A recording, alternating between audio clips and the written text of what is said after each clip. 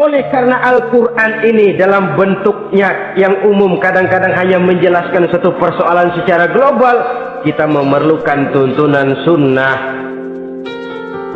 dari Rasulullah Shallallahu Alaihi Wasallam. Umpamanya Quran hanya mengajarkan aqimis sholat, dirikan sholat. Caranya bagaimana? Tidak ada cara sholat dalam Quran. Dari mana kita tahu cara sholat? Dari sunnah. Itu sebabnya selain Al-Quran sebagai sumber utama, kita memerlukan sunnah. Bahwa sholat pakai takbiratul ihram di Quran tidak ada. Bahwa sholat pakai tahiyat dalam Quran tidak ada. Jadi kalau orang cuma Quran saja, tidak ada sunnah itu, ya bagaimana kita bisa sholat?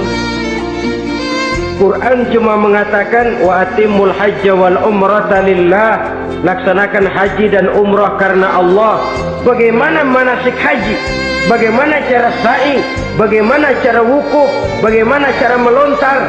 Tidak ada dalam Quran. Yang memuat itu tidak lain sunnah. Untuk memahami Quran dan sunnah ini, kita memerlukan orang yang menguasai Quran dan sunnah. Oleh karena itu kita perlu petunjuk kepada para ulama. Itu sebabnya Quran sendiri mengatakan wa in tanaza'tum fi syai'in farudduhu ila Allahi wa rasulih.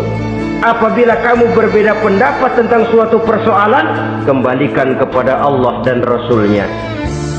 Kembalikan kepada Allah artinya kembalikan kepada Quran. Kembalikan kepada Rasul maksudnya kembalikan kepada sunnah. Siapa yang mengerti Quran dan sunnah? Para ulama yang kualitas ilmunya kita yakini, loyalitas dan kredibilitas serta integritas keislamannya bisa menjadi panutan. Saudara-saudara kaum muslimin rahimakumullah. Dengan demikian, kalau orang berkata langsung saja memahami Quran, sekarang kan sudah banyak terjemahannya, tidak usah lewat ulama-ulamaan. Saya tidak mencela, cuma agak mengkhawatirkan kalau dia memahami Quran cuma sekedar lewat terjemahannya saja, sangat mungkin jadi dia bisa salah paham. Kita memerlukan bantuan sunnah, kita memerlukan petunjuk para ulama yang menguasai di bidang itu. Kembalikan kepada Quran dan sunnah artinya bertanya kepada orang yang memahami Quran dan sunnah.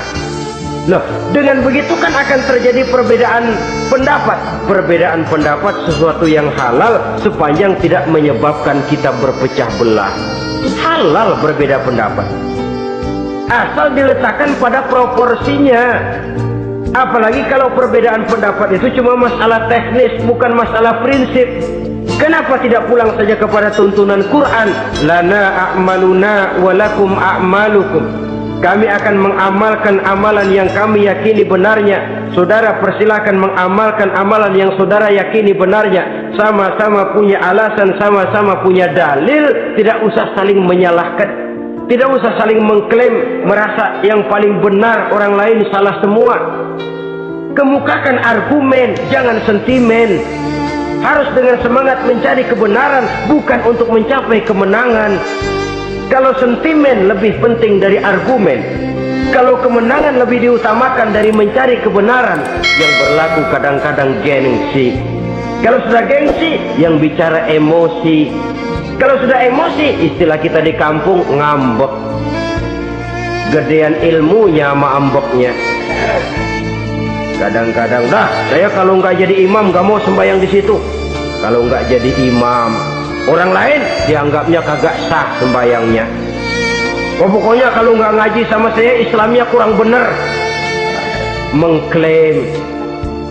Perbedaan pendapat wajar, halal, asal tidak menyebabkan kita berpecah belah. Dan sewajarnya kita lebih berusaha mencari titik pertemuan, memperbesar persamaan, dan bukan mengutak-ngutik perbedaan.